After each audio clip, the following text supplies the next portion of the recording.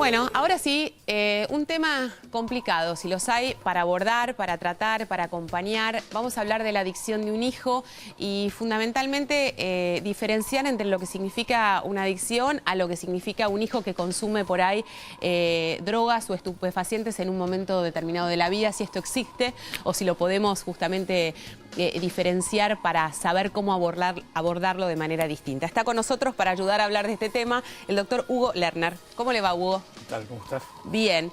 Bueno, hay que diferenciar entre una cosa y la otra. Tenemos que empezar haciendo esto, entre un chico que es adicto efectivamente y otro chico que consume. Consumidor esporádico. Esporádico. Exactamente. Creo que es muy importante porque ustedes saben de que en todo tipo de situación, patológica o no, interviene en contexto sociohistórico. En este momento, suponer que en determinadas clases sociales haya chicos que no hayan probado marihuana es un poco ingenuo. O sea que hoy se considera que un alto porcentaje de adolescentes, por ejemplo, han probado en algún momento la marihuana. Exactamente. No sé cuánto hay de estadísticas serias en esto, pero por lo menos en mi práctica clínica, los adolescentes fuman marihuana.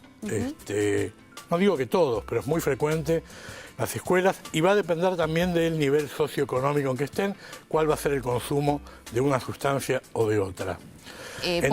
Por eso hacer la diferencia entre lo esporádico o... Exactamente, o las fiestas electrónicas. Las fiestas electrónicas normalmente se usa éxtasis. Y muchos de esos chicos que van a las fiestas electrónicas y usan éxtasis, salen de la fiesta y trabajan, estudian y demás, y no son consumidores de éxtasis. O sea, es bien esporádico eso. Yo tengo algunos casos clínicos en los cuales van a una fiesta electrónica de estas grandes, o salen, donde se toma agua y bueno, ya saben todos de qué se trata, y hay un consumo de éxtasis, pero después salen de ahí y no hacen su vida normal. Ahora, eso es muy diferente a un adicto. Claro, esto viene a cambiar radicalmente lo que se pensaba hasta ahora, que es que aquel joven que se inicia en el consumo de marihuana, por ejemplo, va a derivar o va a terminar consumiendo otro tipo de sustancias que hacen que esto se transforme en una adicción y en una patología determinada. No es lo que yo pienso. Por eso, esto es interesante hablarlo. No es lo que yo pienso y tampoco vayan a pensar que estoy haciendo proselitismo del uso de la marihuana. No, de ninguna manera. Si no estoy haciendo una descripción de lo que sucede en la realidad. Exacto. Y que el problema sería, porque si hay algo que yo hago dentro de, yo soy psiquiatra y psicoanalista, es tratar de no psicopatologizar. Perfecto. Hay una tendencia muy grande de que ante determinados síntomas enseguida encasillarlo en un cuadro clínico. ¿No? Entonces un chico fumó 4 veces marihuana, es adicto. Yo creo que eso es etiquetar y genera un problema muy grande al proceso de identidad de un adolescente. Un adolescente es el momento en el cual se está armando su identidad, es lo que nosotros llamamos su proceso identificatorio. Entonces, muchas veces se ve impulsado al consumo de marihuana porque hay una situación de esforzamiento social. Hay un grupo de gente, ustedes saben cómo es la marihuana, todo bien, la droga, estamos todos tranqui. Sí. A mí me preocupa más el consumo de alcohol, mucho más. Esto lo he discutido con varios colegas. Ustedes se enteraron hará 2 semanas que hubo una fiesta en Córdoba en la cual terminaron todos alcoholizados, chicos de 11 a 12 años en las fiestas. Eso sí me parece que es un problema que hay que abordar. No estoy diciendo que no haya que abordar el problema de la droga. Después, si quieren, hablamos de lo que es realmente una adicción. La cocaína, por ejemplo. Hablemos ahora, o el consumo ya no esporádico, claro, sino el consumo, lo que sería adicción. Perfecto. Ustedes saben que ¿Cómo diferenciamos eso? Adicción, ustedes saben, porque se ha hecho como un desplazamiento del concepto. Adicción es el prefijo, dicción, palabra, la no palabra. Pero adicción viene del romano, que es esclavitud. O sea, uno puede estar adicto a muchas cosas. Sí, obvio. Nosotros tendemos a pensar adicción nada más que con sustancias psicotrópicas. Pero hay adicción, hoy en día hay adicción a la computación. Adicción al juego ya lo conocen. Hay múltiples adicciones. A ver, yo creo que, y esto ya sucede tanto en un adolescente como un adulto joven o un adulto, la adicción ya estructurada como cuadro clínico, produce un atrapamiento en la subjetividad del individuo que le imposibilita actuar, trabajar, hacer, crear. Queda atrapado, adicto, esclavo a la situación. Esto vendría a ser un cuadro de situación para identificar y para poder diferenciar entre una persona que puede consumir de manera esporádica y una persona que efectivamente tiene una adicción. Exactamente. Y la pregunta que nos hacemos es, ¿cómo hago para que llegar o como para estar atenta para que este chico que puede consumir de manera esporádica no se transforme en un adicto? Porque cuando se transforma en un adicto tenemos una batalla muy distinta y muy compleja. Lo que pasa es que lo complejo es determinar qué lleva a que alguien tenga determinado cuadro o qué lleva a que alguien tenga determinada adicción. Exacto. No es una cosa tan mecánica como si fumó tanto o probó una vez cocaína va a ser adicto. Hay determinadas situaciones contextuales. Freud ya hablaba de las series complementarias al principio del siglo XX, que era lo social, lo heredado, en fin, daba una situación, un contexto. O sea, en eso van a intervenir diferentes factores. Yo personalmente pienso que quien va a caer en una adicción, hay situaciones contextuales, familiares, personales, individuales, que hacen de que ese adulto, joven o adolescente devenga en un adicto. Entonces, pero no es la pregunta, obligación. obvio, y eso creo que estamos absolutamente todos de acuerdo. Ahora, la pregunta es, ¿cómo hago para identificar con anterioridad que puedo tener estos rasgos que me van a transformar en una adicta por todo el contexto que acabamos de describir? Y si efectivamente tengo contacto con la droga o me relaciono con un grupo social que naturalmente me incentiva al consumo, me voy a transformar en una adicta.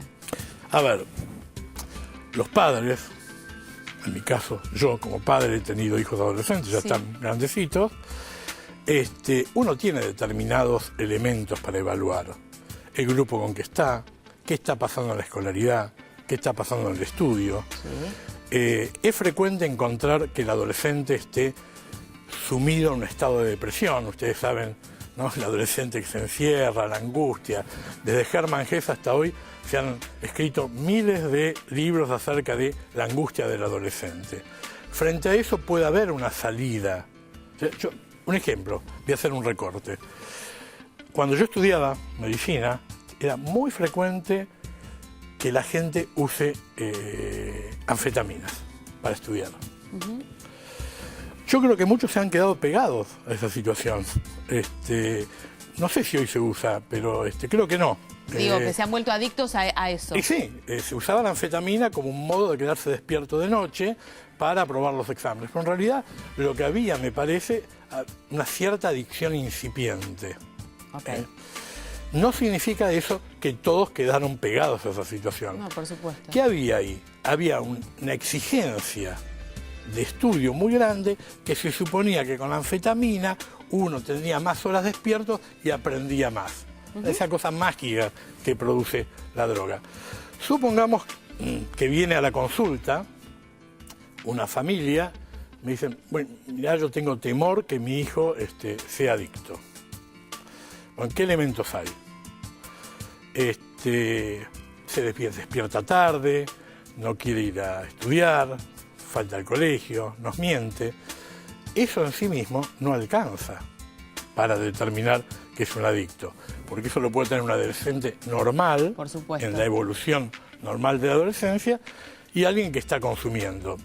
En general, los padres que están más o menos conectados descubren que su hijo está consumiendo con mucha frecuencia droga. O sea que el son primer los primeros. Paso sería conectarnos y poder ser testigos de lo que le pasa. Exactamente. Yo creo que porque ningún amigo va a venir a denunciar, mira, fulanito está consumiendo droga. Ni el mismo. Ni el mismo, obviamente. El primero que lo va a descubrir, o los primeros, van a ser los padres. O cambios de conducta, que vuelvo a decir, cuando vienen a consultar, por ahí el cambio de conducta no tiene que ver con la adicción, tiene que ver con el proceso adolescente. Claro. Como ven, yo estoy queriendo poner mucho el acento de no etiquetar. No toda persona que es adicto, primero, si es adicto, y ahí abro otro frente, habría que ver si es una adicción, por llamarla de alguna manera, yo no creo en esto, pura, o está de alguna manera tapando algún otro cuadro clínico. Por ejemplo, es muy frecuente, ustedes, no sé si alguna vez acá en el programa o escucharon hablar de lo que es la patología fronteriza, borderline, que aparece frecuentemente en los adultos jóvenes y en los adolescentes. Muchas formas de aparición de este cuadro clínico es con adicción a sustancias. Otra puede ser, qué sé yo, perversiones, polisintomatología. Sí. Pero la adicción en ese caso no sería lo central, sino lo que estaría es encubriendo un cuadro de trastorno de la personalidad muy severo. Bueno, pero digamos, en un caso o en el otro se requiere de un tratamiento. Y esto es lo importante, digamos. Si tiene una adicción... Primero diagnosticar la situación. Obvio. Primero. Entonces, ¿cómo llegamos a esa instancia? Y me parece que este es el elemento que nosotros le tenemos que brindar a la comunidad más importante. No tener miedo a equivocarnos, a saber si este hijo nuestro o este familiar tiene consumo esporádico o tiene una adicción. Exactamente. Que sea el profesional quien lo determine, ¿no? Exactamente. En principio, y esto se lo digo a todas las familias, si hay alguien con un problema de adicción, no hay que sentir vergüenza, es parte de la problemática que hay. Entonces, si vos me preguntás qué hay que hacer, y lo primero hay que consultar a un profesional. Por supuesto. Eso es lo primero que tiene que hacer la familia, por ahí antes de ir con el paciente. Decir, mire, nos está pasando tal y tal cosa. Tenemos esta duda, no sabemos Tenemos cómo esta abordarlo. duda, pasa esto, y demás.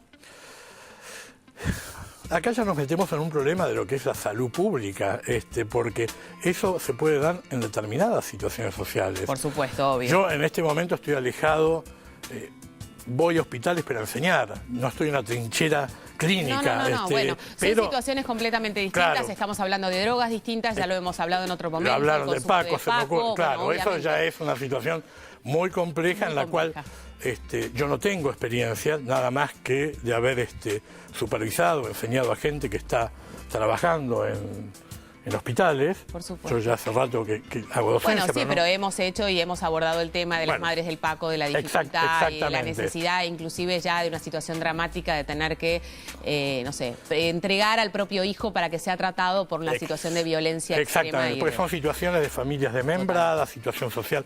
Vamos a dejarlo esto de lado. Es un tema que a mí me interesa, pero no creo que sea lo que nos convoca hoy. Yo creo que lo central, y esto que me gustaría que quede claro, ante la duda, consultar a un especialista, a un terapeuta. Siempre. Consultar.